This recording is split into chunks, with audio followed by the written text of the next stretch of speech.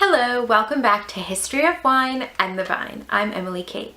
So this week we're going to be discussing wine offerings to the dead.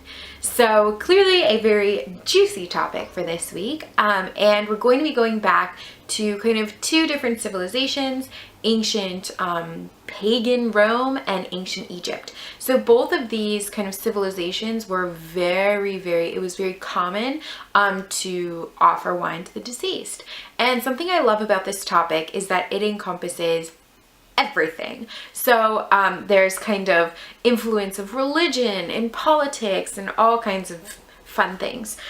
So let's get started by talking about the ancient pagan Romans. So kind of from the time up until, so you had the 1st century AD and then kind of the 2nd century AD, cremation was pretty much most of what happened. So most people were cremated after they died, and when the body was being cremated, they actually threw wine onto the flames. So this is the beginning. It starts here, where people would be offering wine to the deceased, and then once the ashes were actually in the urn, there was something like this. So I wanted to show you this image because it is just wild, and I hope that you can see it properly. So this is a reconstruction of how wine was ritually fed to the deceased based on the layout of a late 1st century AD burial excavated at Carthage in North Africa.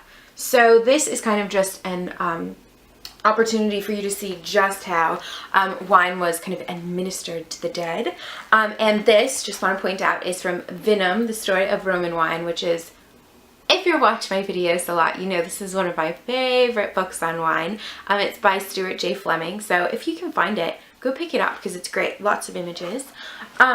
So they would administer this wine to the dead constantly in pagan Roman times, and they wouldn't just do it kind of dousing the flames like we talked about. They would actually include lots of different things when they had when they were burying someone with an urn. So you might have your ashes, or after the 2nd century AD, it was very popular to not cremate and to just bury the body. You would be buried with all kinds of different things. So they thought at this time, the belief was that you needed a lot of provisions for the afterlife, which changed around the 4th century AD.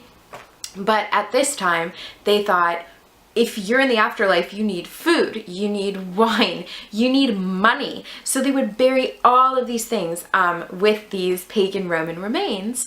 And it was just kind of interesting because they also tended to get, for the tombs, like way nicer wine than they could have afforded in their actual life, so that you would kind of have like a sweeter afterlife, which I think is kind of a funny detail because, you know, everyone's always trying to kind of get up that extra level, but it's nice that they thought their relatives could be enjoying some really choice wine. So that was pretty much how it was happening with the ancient pagan Romans.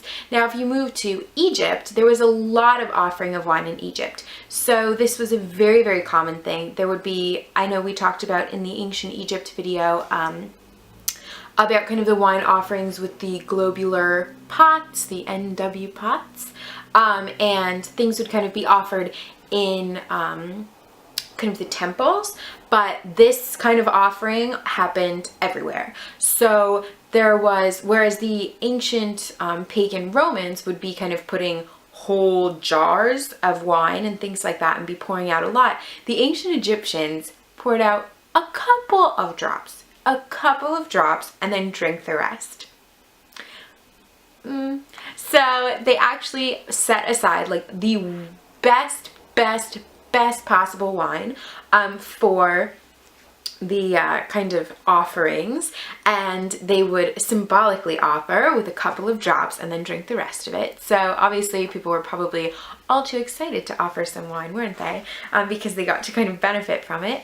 But they would be offering wine by pouring it on the ground or by kind of having it in those kind of globular pots. But something interesting is that they also adorned the tombs with something called offering lists. And on these offering lists, similar to how the ancient pagan Romans wanted to make sure that you were provisioned, and they actually put things down there. So did the ancient Egyptians, but they also had these offering lists. And these would be kind of inscribed on the walls, and they would include really luxurious foods and different items, and they would include like your dream wine list. So your dream wine list had all these glorious vintages, and they would just kind of write down what they kind of wished you to have, and then believed that you would have that in the afterlife. So these kinds of things, as I mentioned, were very popular before the 4th century AD, because after the 4th century AD, Christianity definitely took hold, and then there was this new belief that you didn't need anything in the afterlife to have a good afterlife. You needed to be kind of like a good person, and then you know the rest.